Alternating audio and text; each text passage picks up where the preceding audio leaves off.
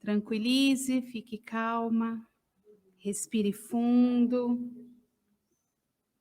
A palavra de Deus, ela é tão linda e ela vai ser tão pequenininha, mas vai fazer grandes efeitos em nossa alma.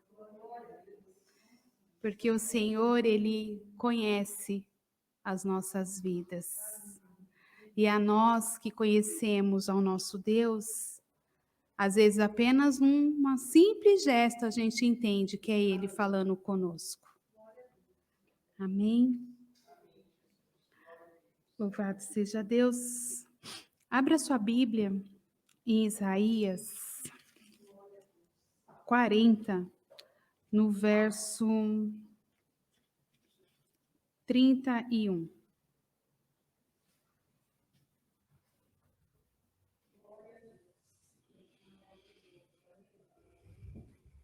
Isaías 40, no verso 31.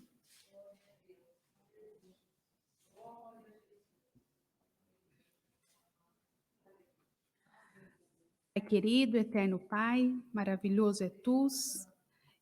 Eu me coloco, ó Pai, diante da Tua presença, para pedir ao Senhor que o Senhor venha usar a minha vida, usar a minha voz, e que eu venha ser total instrumento das Tuas mãos.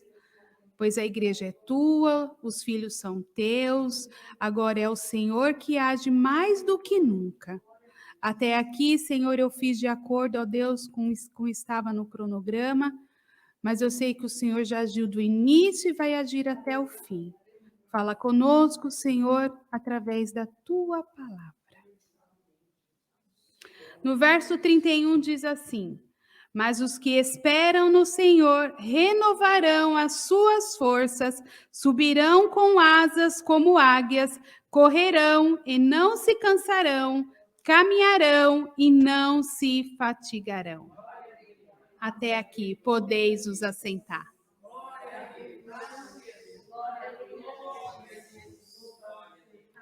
Falo mais alguma coisa? Chega? Podemos ir embora? Dar glória a Deus e louvado seja? Aleluia, Jesus. Mas o que esperam no Senhor renovarão as suas forças. Quantas pessoas a gente vê esperando em outras pessoas? Quantos homens esperam nas mulheres, esposas esperando nas esposas, esposas esperando nos esposos, filhos esperando nos pais, pais esperando dos filhos, empregado esperando do patrão, você esperando uma mensagem de WhatsApp, Facebook, e-mail. Quantas pessoas estão esperando em outras pessoas? Quantas pessoas estão esperando o e-mail chegar? Até mesmo essa ferramenta que não usa muito, mas às vezes estão esperando uma carta chegar. Embora a gente às vezes usa pouco isso, mas ainda existe você mandar correspondência, existe um correio. Quantas pessoas estão esperando uma cartinha chegar? E por isso não acontecer, ou por essa confiança em outra pessoa, ficam entristecidas, ficam desanimadas, enfraquecidas. Esperam em pessoas que acreditam que venha surpreender o desejo do seu coração. Às vezes você espera até mesmo que pessoas acreditem na fé que você tem. E isso é difícil, porque às vezes você quer mostrar e falar, eu acredito, a pessoa fica, não vejo nada acontecer na sua vida. Como assim? E você ainda fica esperando ser reconhecida por outras pessoas. Em Isaías, eu vou ler bem rapidinho, em Salmos, Salmo 125, eu vou até ler aqui, rapidinho para as irmãs. Em Salmo 125 diz assim: os que confiam no Senhor serão como o monte de Sião, que não se abalam, mas permanecem para sempre. Os que confiam no Senhor são como o monte de Sião, que não se abalam, mas permanecem para sempre. Às vezes, por você acreditar tanto, às vezes, na sua capacidade, ou acreditar tanto em outras pessoas, nessas expectativas todas que eu acabei de dizer, você acaba, às vezes, também esquecendo da promessa que Deus tem para a tua vida. Você começa a pensar e se entristecer, achando que Deus não está te vendo, que Ele não está com você, que Ele não vai mais agir. Pela sua autoconfiança, que às vezes você esquece que tudo que você tem realmente é o Senhor que te dá. Um exemplo rapidinho para as irmãs. Quem era Pedro? Qual era a profissão de Pedro? Pescador? Ninguém sabe? Ô, misericórdia, Senhor. Pedro era um pescador. Vamos, irmãs, meu Deus. Podem falar, não dói, não. Pedro era um pescador de peixes e depois Deus transformou ele em um pescador de almas. Olha, as irmãs estão ligadas, porque eu já estou falando, Senhor, eu estou aqui sozinha, eu acho. Misericórdia, Senhor Jesus. Participem, é importante. O Senhor, Ele está atento em todos os detalhes, amém? E até mesmo para quem fala, às vezes também tem algumas coisas, a gente é humana, a gente sabe que às vezes fala coisas e vocês têm também total liberdade de dizer, irmã, não, ele não era um carpinteiro, irmã, ele era um pescador. Vai que eu falo, Pedro era um carpinteiro, sem querer esqueço. Não, irmã, ele era um pescador, aí vocês, né? Louvado seja Deus. Mas assim, Pedro era um pescador. Pedro, ele era conhecido como o maior pescador. Eu acho que ele tinha uma capacidade, um conhecimento tremendo no que ele fazia na sua profissão. Né? Então, ele tinha, assim, total confiança naquilo que ele fazia, como muitas coisas nós também temos dentro de nós. E um certo dia, imagino eu, que fazendo tudo o que ele sempre fazia, pegou ali os seus afazeres de pesca, preparou todo o barco, chamou toda a sua equipe, vamos imaginar, né, que eu acredito que não era só ele, chamou todo mundo e foi fazer a sua pesca num determinado dia de trabalho, como qualquer uma de nós fazemos na nossa casa ou até mesmo externo. E ali, nesse dia, que era para ser um dia de trabalho, virou quase uma noite de exaustão, de cansaço, de agonia, de decepção. A ponto de Pedro talvez pensar e falar, ué, eu não estou entendendo o que está acontecendo. Faço isso sempre, conheço o que eu faço, tenho manejo nas instruções, eu tenho total certeza que se eu fizer e jogar aqui, puxar, tem. Eu tenho certeza que o horário que eu venho é o horário que os peixinhos estão passeando. Sabe, o passeando, saiu para sair da casinha, eles estavam passeando, eu vou lá e busco e pesco ele. Eu tenho certeza do que eu estou fazendo e por que não está dando certo? Imagino que durante um dia inteiro de pesca dele, que ele poderia vir para casa no horário de sempre ele fez, aquele dia, aquele momento foi diferente. Naquele dia, naquele momento foi diferente o que aconteceu com ele. Houve para ele ali um momento de decepção tremenda e frustração, porque sequer ele conseguiu pegar um peixe. E o fato de ele tentar, na persistência de fazer e tentar, ele ficou tão cansado, tão exausto, que ele já não estava nem acreditando mais, ou que ele ia fazer voltar para casa sem nada. Como está a sua rede? O Senhor pergunta. O Pedro ali estava com a rede vazia, sem nada. Como está a sua rede? Ou o que está faltando na sua rede?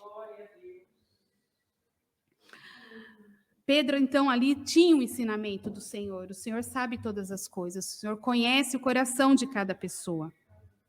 Mas o fato de ele conhecer Pedro e o Pedro achar que a autoconfiança dele, a capacidade que ele tinha era dele mesmo, o Senhor falou, ei, nada que você faz é por você mesmo. Tudo que você tem não é de você mesmo. Ou tudo que você vai desejar, o que você quer, não é de você mesmo. A palavra do Senhor vem para nós dizendo para a gente esperar no Senhor, confiar no Senhor. É diferente, então você está falando que eu não tenho que ir, que eu não tenho que acreditar. Não, a autoconfiança sua, ela tem que existir sim. Mas antes disso, você tem que falar, Senhor, eu sei que eu posso ir para cá, mas o Senhor está comigo, né? O Senhor vai comigo, né? O Senhor está na frente. É isso? Então eu posso? Isso sim é uma autoconfiança com Cristo. Não é dizer assim, eu já faço isso sempre, está tudo certo, bato ali a mão na chave, vou dirigir, ligo o carro e saio. E a primeira oração? Você já fez agradecendo ao primeiro Deus porque você dormiu e que você vai ter outro dia? Você sabe o que vai acontecer no seu dia inteiro? Você vai ligar seu carro e vai sair, vai dar tudo certo, não vai acontecer nada, está tudo tranquilo.